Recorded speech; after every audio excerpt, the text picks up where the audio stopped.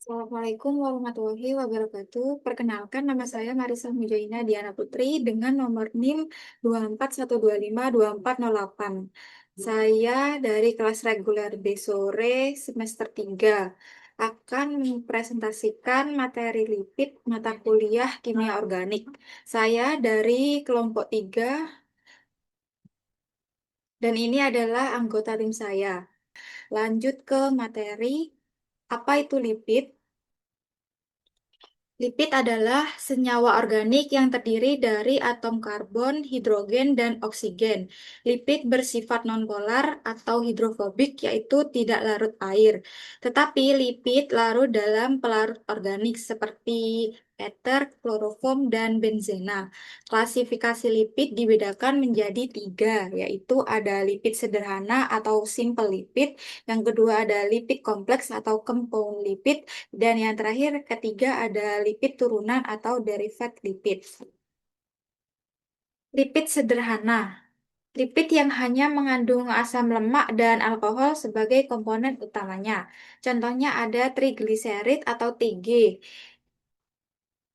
TG terdiri dari satu molekul gliserol dan tiga molekul asam lemak.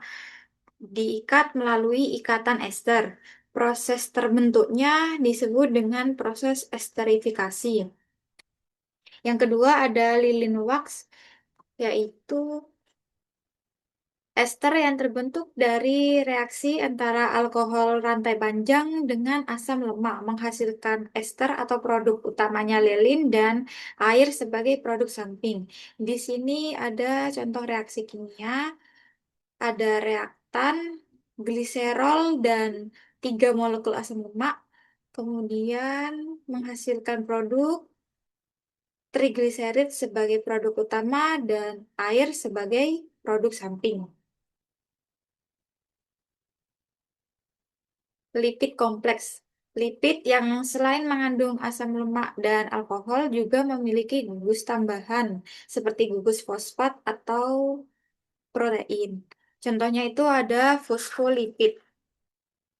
Fosfolipid adalah lipid kompleks yang tersusun dari gliserol, dua asam lemak, gugus fosfat, dan molekul alkohol. Contohnya di sini ada lecitin, cefalin, dan kardiolipid. Kedua, glikolipid, yaitu lipid kompleks yang mempunyai gugus gula sebagai bagian dari strukturnya. Contohnya ada cerebrosida dan gangliosida. Ketiga ada lipoprotein, yaitu lipid kompleks yang terdiri antara trigliserid dan protein. Contohnya itu ada LDL dan HDL.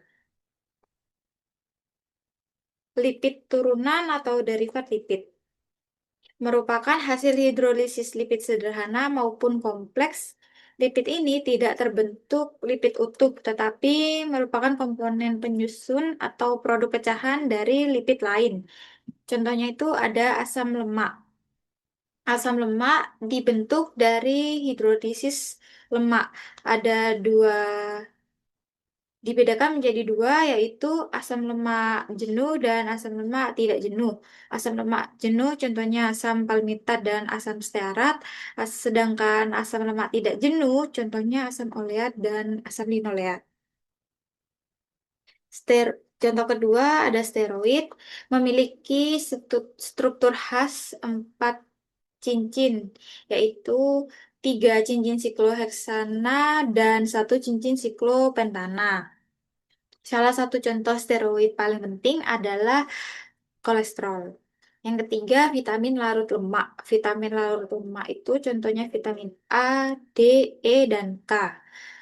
Vitamin ini merupakan lipid turunan karena bersifat nonpolar, larut dalam pelarut organik. Seperti yang disebutkan tadi, pelarut organik itu ada ether, kloroform, dan benzen.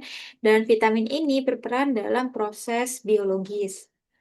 Di sini saya akan mencantumkan 3 jurnal yang telah melakukan pengujian untuk mendeteksi adanya kandungan lipid pada suatu sampel. Jurnal pertama dengan judul Uji Lipid pada minyak kelapa, margarin, dan gliserol. Jurnal kedua, pemisahan asam laurat dari minyak inti sawit dengan metode saponifikasi dan sonikasi. Dan jurnal ketiga yaitu dengan judul Uji Kualitatif Lipid. Lanjut, identifikasi lipid. Ada uji ketidakjenuhan atau uji iodin, yaitu untuk mengetahui apakah asam lemak jenuh atau tidak jenuh. Caranya yaitu dengan menyediakan sampel, kemudian ditetesi dengan reagen iodin. Jika warna dari iodin cepat hilang, maka menandakan lipid jenuh. Begitu sebaliknya, jika warna dari iodin tidak mudah hilang, maka menandakan lipid tidak jenuh. Di sini ada contoh dari jurnal yang saya ambil, minyak kelapa, ada sampel minyak kelapa dan margarin. Minyak kelapa ketika ditetesi dengan reagen iodin dari warna awal kuning bening menjadi pink bening, kemudian berubah warna menjadi putih, lalu bening. Menandakan artinya minyak kelapa termasuk ke dalam lipid jenuh. Sedangkan margarin dari awalnya kuning ketika ditetesi dengan reagen iodin, warnanya tetap menjadi kuning. Menandakan margarin termasuk ke dalam lipid tidak jenuh. Uji akrulein digunakan untuk mendeteksi gliserol pada lemak atau minyak dengan cara dipanaskan dan mengalami dehidrasi.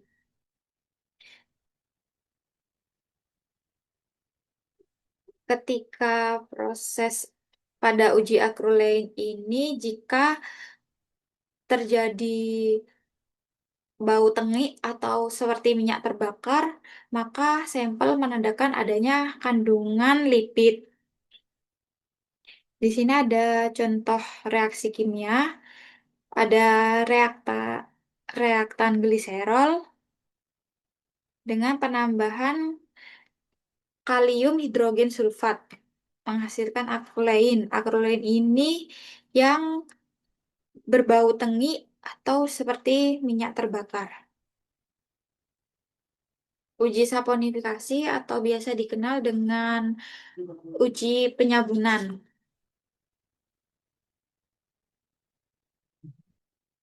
Uji saponifikasi merupakan suatu proses untuk memisahkan asam lemak bebas dengan basa sebagai reaksi sehingga membentuk sabun. Biasanya dilakukan melalui pemanasan pada suhu 70 derajat Celcius selama 30 menit. Di sini ada contoh reaksinya. Ada reaktan trigliserid dengan penambahan NaOH menghasilkan produk gliserol dan sabun. Sabun di sini produk utama, sedangkan gliserol sebagai produk samping. Yang terakhir ada uji kelarutan.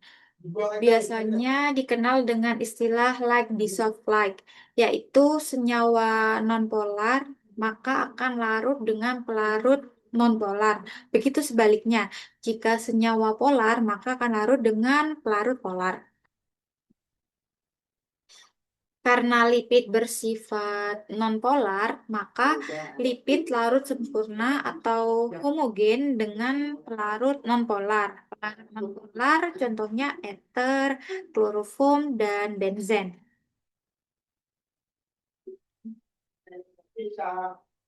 Berdasarkan pembahasan yang telah saya sampaikan, dapat disimpulkan bahwa berdasarkan 3 jurnal yang saya ambil, untuk mendeteksi adanya kandungan lipid dapat dilakukan beberapa pengujian, yaitu